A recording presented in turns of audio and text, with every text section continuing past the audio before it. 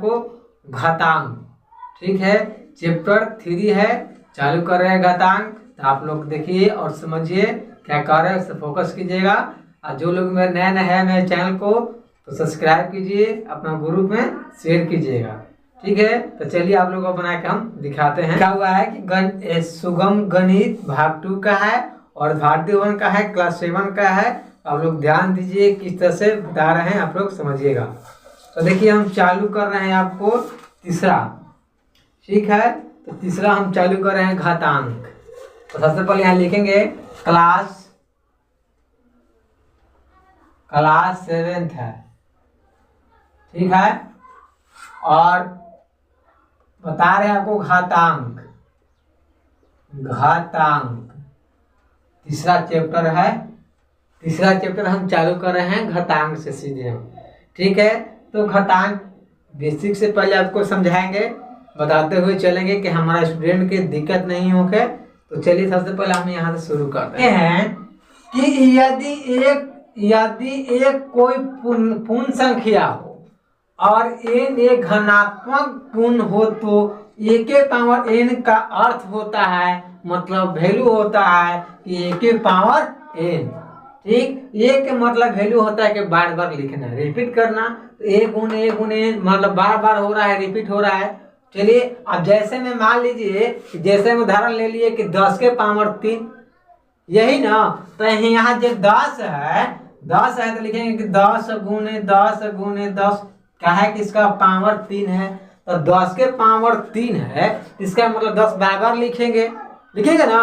इसीलिए 10 गुने 10 हम करेंगे, ठीक है। तो यहाँ पर देखिए जब 10 गुने 10 गुना करेंगे 100 में गुना करेंगे 10 से तो कितना हो जाएगा इसका 1000। तो 1000 आ जाएगा। तो आप देखिए एक और देखिए दूसरा में क्या कर रहा है कि एक ही आधार का मतलब वैल्यू, मतलब बेस उसका बराबर है। तो यहाँ कह रहा है कि एक ही आधार वाले घातों का गुणन, ठीक। एक पूर्णांक तथा m और n दो धनात्मक पूर्णांक है, समझिएगा। इसका कहने का मतलब है कि एक ही आधार का मतलब बेस दोनों बराबर है। और कह रहा है कि एक पूर्णांक तथा m, ठीक, स्क्वायर अगुने n, मतलब इसका क्या नाम है कि बार बार को रिपीट करना। जैसे कि मान लीजिए कि a अगुने a बार बार लिखा रहा है ना। आप इसी को e वाला के लिखेंगे, यहाँ पे लिखेंगे a गुने a लिखेंगे, बार बार लिखेंगे। तो इसका फॉर्मूला बनेगा जब गुना में रहता है तो पावर जुड़ जाता है। तो यहाँ लिखेंगे कि जब देखिए बेस यहाँ बराबर है तो a ले लेंगे कॉमन, जब गुना में रहता है तो पावर जुड़ जाता है। तो इसको लिखेंगे कि m प्लस n होता है, इसका फॉर्मूला होता है। देखिए जब गुना में है तो जो पावर कौची होता है तो जुड़ जाता है। अगर गुना में अगर नहीं रहता, अगर यहाँ भागा में अगर रहता तो भागा में रहता तो माइनस हो जाता है, ध्यान कर दीजिएगा, ठीक है। तो अब इसको हम बनाएंगे फॉर्मूला पर हम, ठीक है। चलिए और कुछ दिखाते हैं फॉर्मूला का, VBI इंपोर्टेंट है, ध्यान दीजिएगा। और देखिए कैसे है, यहाँ पर लिखे हैं सूत्र में कि a के पावर n गुने a के पावर n बराबर a के पावर n प्लस n होता है। यहाँ पर देखिए क्या बात है कि यहाँ पर देखिए दोनों का बेस बराबर है। एक जब कॉमन ले लिए हैं और कॉमन लेंगे जब गुना में रहता है तो पावर को जुट जाता है। हम यही ना बोले थे, अगला स्टेप में बोले थे।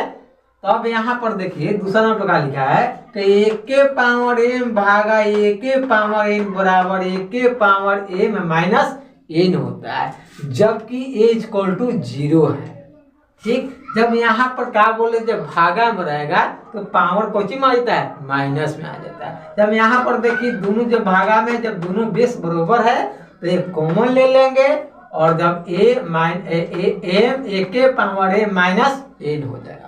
हम क्या बोले, जब भागा रहेगा तो माइनस हो जाएगा, जहाँ गुना रहेगा वहां पर प्लस हो जाएगा, ध्यान दीजिएगा। अब यहाँ पर लिखे हैं कि ब्रैकेट a के पावर m ब्रैकेट n, मतलब इसका बोले a के पावर m इंटू n होता है। तो इसका फॉर्मूला होता है कि a के पावर m के पावर n हो जाता है, क्योंकि पावर तो पावर है ना। अब यहाँ पर देखिए चौथा नंबर पर देखिए कह रहा कि a के पावर n गुने b के पावर n बराबर, जब देखिए दोनों का बेस बराबर है नहीं है अलग अलग है, तो जब दोनों में हम गुना करेंगे तो आ जाएगा कौची ए बी आ जाएगा। जब देखेंगे दोनों का पावर कौची सेम है, इसीलिए लिखेंगे कि ए बी के पावर एन हो जाएगा। ठीक है, अब आ ये पांचवा पर देखिए, पांचवा पर क्या कर रहा है, ए के पावर एन बटा बी के पावर एन है ना। तो देखिए अलग अलग है तो लिखेंगे ए बटा बी के पावर कौची हो जाएगा। यहाँ पर देखिए दोनों का बेस बराबर है नहीं है, अलग अलग है, इसीलिए यहाँ हो जाएगा ए बटा बी, लेकिन ऊपर के पावर कौची है सेम है, इसीलिए इसके पावर हो जाएगा घात एन हो जाएगा। ठीक है, जबकि बी बराबर इक्वल टू 0 होगा। यहाँ पर देखिए छठा मानिए ए के पावर 0 है, इसका मान 1 हो जाता है। ठीक है, ये ना कि बोल लीजिएगा 0 हो जाएगा, गलत हो जाएगा। ए के पावर अगर 0 रहे तो इसका मान हो जाता है 1। ये आपको फार्मूला बता दिए हैं, आप फार्मूला इतना याद कर लीजिएगा, तो आपको आगे बताएंगे चैप्टर में तो आपको समझ में आएगा। तो ये आपको इतना फार्मूला बताए हैं, पढ़ाने से पहले आपको बोले थे कि सबसे पहले फार्मूला लिखाएंगे तो आपको समझ में ज्यादा आएगा। तो चलिए आप लोगों से हम अगला वीडियो में कल मिलते हैं।